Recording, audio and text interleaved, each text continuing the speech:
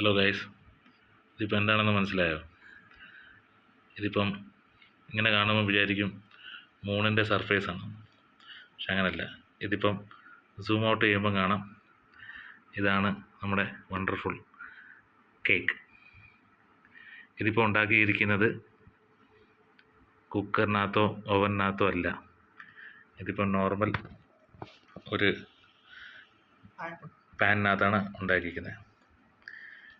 ഇത് കഴിച്ചിട്ട് ഇതിൻ്റെ ടേസ്റ്റ് എങ്ങനെയാണെന്ന് പറയാം.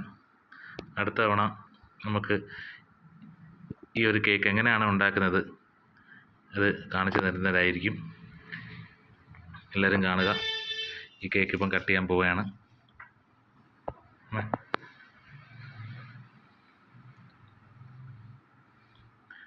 കേക്ക് ഇപ്പം കട്ട് ചെയ്യാണ്. ഇതിൻ്റെ ടേസ്റ്റ് നമുക്ക് നോക്കാം.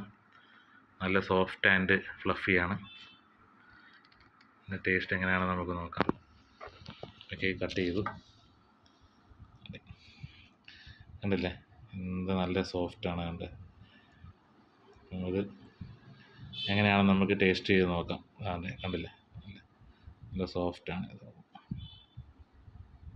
നമുക്ക് ടേസ്റ്റ് ചെയ്യാം.